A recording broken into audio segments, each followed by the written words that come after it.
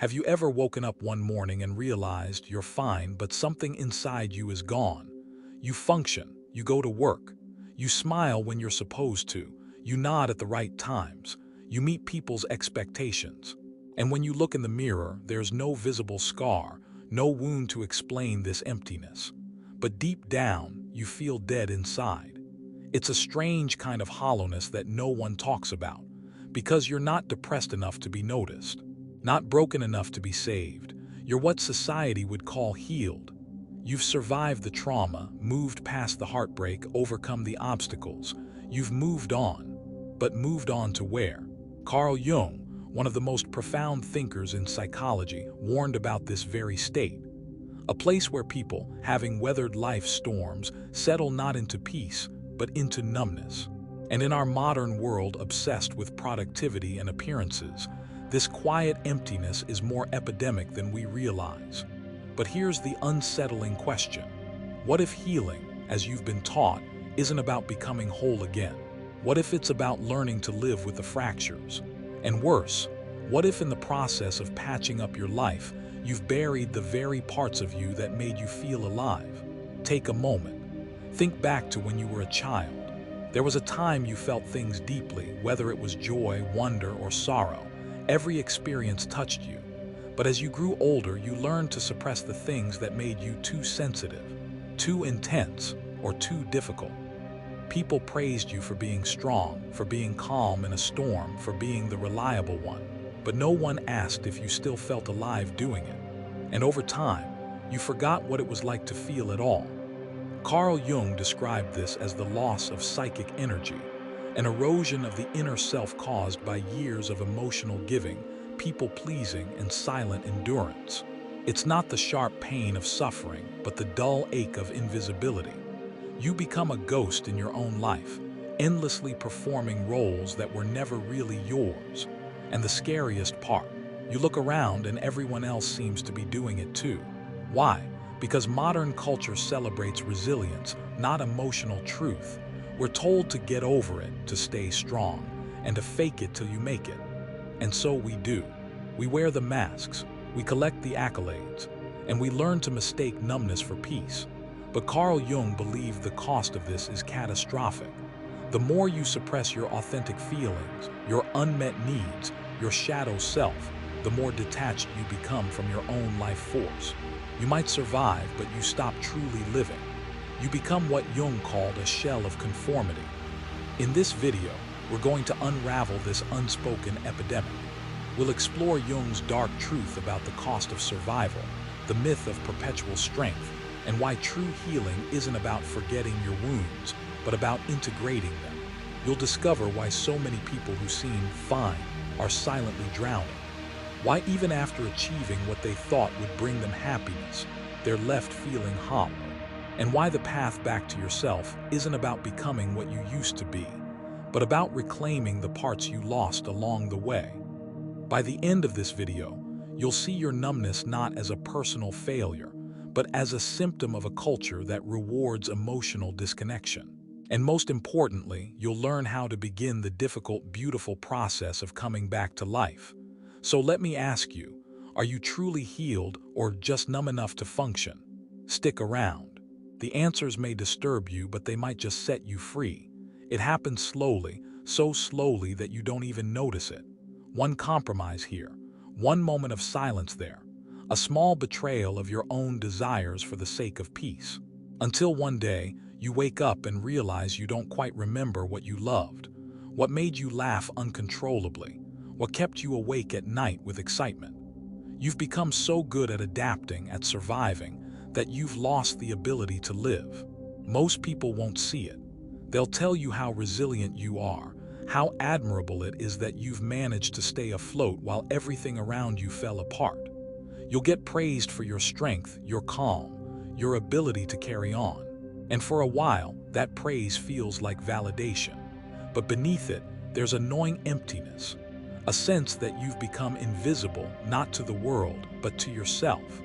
Carl Jung warned of this long before our modern age of curated personas and performative happiness. He saw that people were slowly becoming shells, polished on the outside and hollow within. The persona, he explained, is like a suit you wear to move through society. It helps you fit in, navigate relationships, protect yourself. But when you never take it off, when the mask becomes your face, you forget who you are underneath.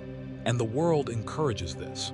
Every system, from corporate hierarchies to religious institutions to the digital spaces we inhabit, rewards those who play the part well. The quiet worker who never complains, the agreeable partner who doesn't demand too much, the endlessly available friend, the emotionally selfless caregiver. Each role asks you to give up a little of yourself for the comfort of others. But what they don't tell you is this: every time you sacrifice your truth for the sake of peace, you're not just avoiding conflict, you're bleeding psychic energy. Every unspoken resentment, every suppressed desire, every swallowed anger, every moment you nod when you want to scream, it costs you something. And over time, those tiny losses accumulate. You tell yourself you're being mature, that you're choosing your battles, that it's better to avoid unnecessary drama, and sometimes it is. But when avoidance becomes your default, when you've trained yourself to suppress so thoroughly that you no longer recognize your own inner voice, you begin to rot from the inside out. There's a dark irony here. The very behaviors that make you likable, dependable, and safe in the eyes of others are the same ones that slowly erase you. And the people around you, well-meaning as they might be, are often complicit in this. Because it's easier to be around someone who doesn't confront, doesn't disrupt, doesn't demand. You become convenient. And so you keep going, telling yourself you're fine, telling others you're fine, until one day you realize you haven't felt truly alive in years. This is where Jung's darker truths come in, the ones most people prefer not to hear. Because it's easier to believe that healing means erasing the past, putting on a brave face and moving on. But Jung knew better. He knew that whatever you refuse to face doesn't vanish. It buries itself deep in your unconscious. And from there, it begins to shape your life in subtle, insidious ways. You'll find yourself drawn to relationships that mirror the wounds you never addressed. You'll sabotage opportunities without knowing why. You'll experience unexplained anxiety, restlessness, a sense of meaninglessness. And you'll chase distractions, new jobs, new hobbies, new relationships, hoping one of them will finally fill the emptiness.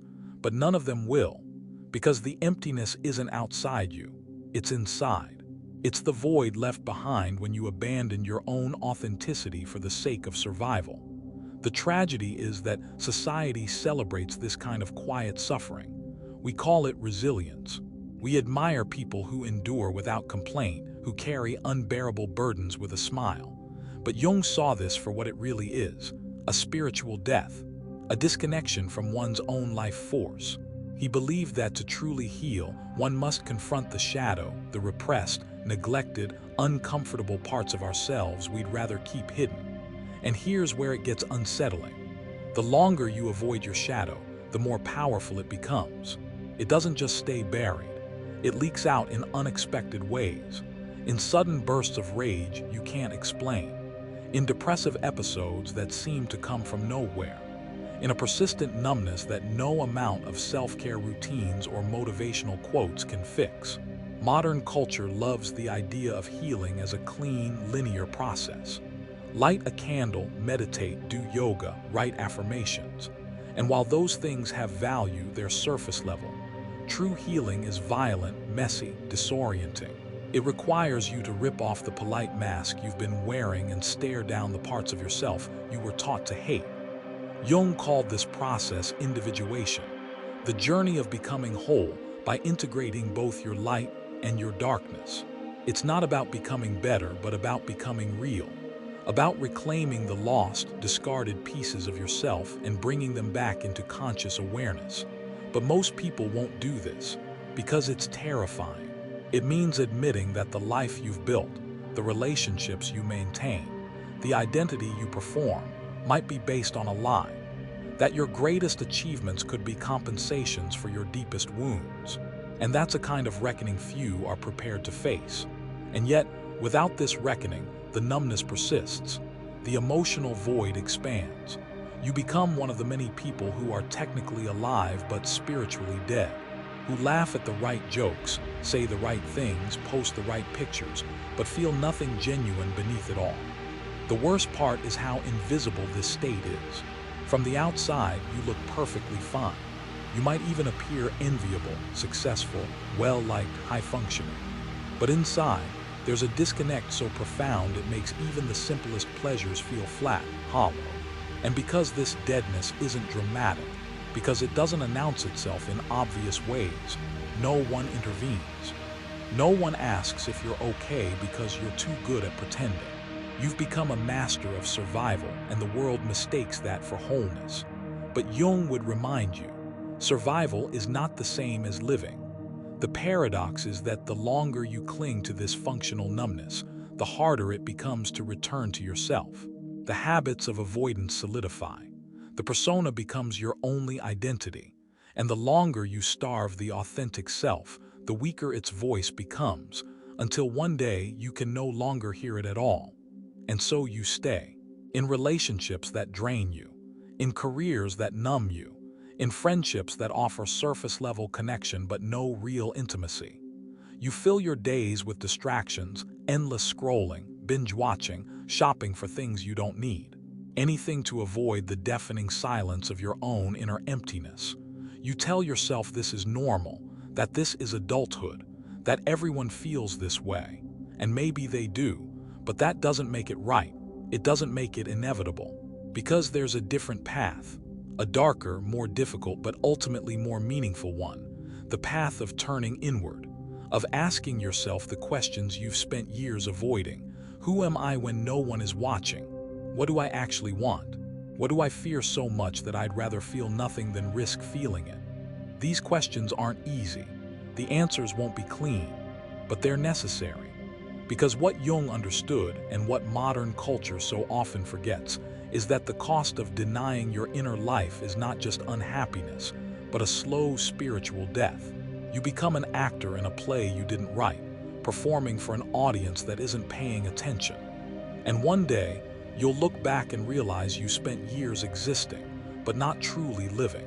The question is whether you'll recognize this before it's too late. And then it happens. A moment so quiet it almost slips past unnoticed.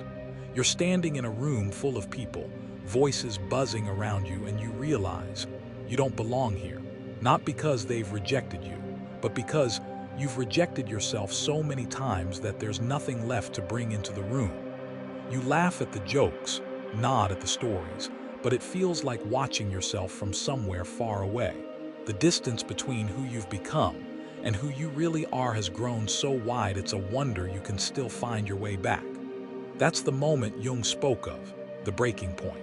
Not a dramatic collapse, not a public outburst, but a quiet, aching clarity. The awareness that you've spent years tending to everyone else's needs while starving your own. That you've mistaken being needed for being loved. That the roles you play have taken more from you than any enemy ever could. And here's the truth most people won't tell you. Sometimes healing doesn't feel like peace. It feels like rage, like grief, like unbearable loneliness. Because when you finally strip away the persona, when you stop pretending, you're left standing face to face with everything you abandoned to survive. The unclaimed sadness, the unspoken anger, the neglected dreams, the hunger for meaning you buried beneath obligation and routine. Jung believed this was necessary, that before you can be whole, you must shatter. Before you can be free, you must confront the prison you've built out of politeness, resilience, and silence. And in that confrontation, you'll have to mourn not only what you've lost, but the version of yourself you've been pretending to be. It's a brutal kind of freedom, because once you see it, you can't unsee it. You'll look around and notice how many others are trapped in the same performance, smiling while dead inside, numb while applauded, surviving while empty. And it will break your heart, but it will also save you.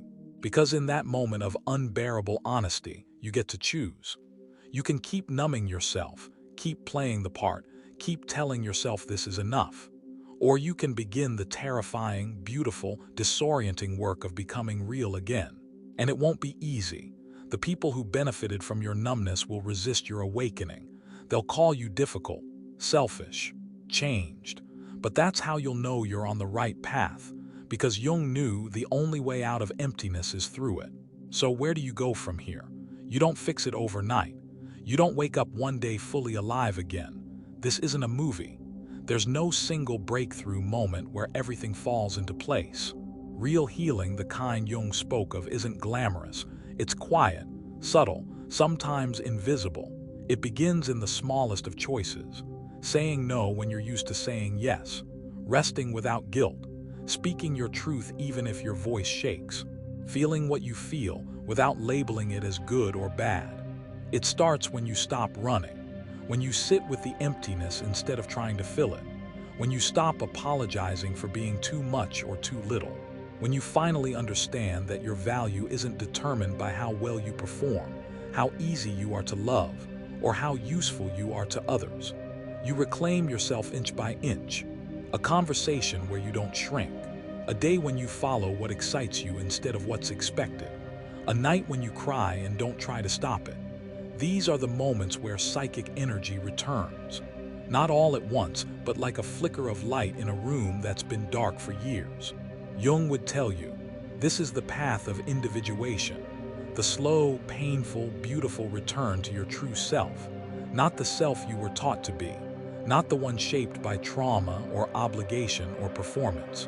But the one that's been waiting quietly beneath it all, patient, unbroken, real. And yes, there will be grief. You'll grieve the time you lost, the relationships that were built on your silence, the years you spent being what others needed instead of what you truly are. But grief is not weakness. It's a sacred acknowledgement that you're no longer willing to betray yourself just to belong. You'll begin to see the world differently. You'll notice how often people hide behind their smiles, how often strength is just a mask for exhaustion. You'll stop envying the people who look like they have it all together, because now you know what that performance costs. And you'll start to crave something else, something deeper, something real. It won't be for everyone. Some people will drift away when you stop playing the role they're comfortable with. Some will accuse you of changing. And they're right, you are changing. You're remembering, you're reclaiming, you're coming back to life. The world doesn't make this easy. Everything around you will try to pull you back into numbness, productivity, distraction, politeness, perfectionism. But now you know the truth. You've seen what lies beneath the mask, and you know you were never meant to live half alive. You were meant to burn, to feel, to rage and to rejoice, to cry deeply and laugh loudly, to take up space with your full, flawed, magnificent humanity. So don't go back to sleep. Don't settle for a life that looks good but feels empty. Don't confuse healing with forgetting. Don't confuse peace with silence. Don't confuse numbness with strength. Start paying attention to what makes you feel even the slightest flicker of aliveness. Follow it. Chase it. Let it pull you out of the performance and back into your body, back into your soul. Protect your psychic energy like it's sacred, because it is. And when the world tells you to shrink, to smile, to move on, don't. Stay with yourself. Speak with your real voice. Live with your whole heart. That is the revolution. That is the healing. Now, I'll leave you with this.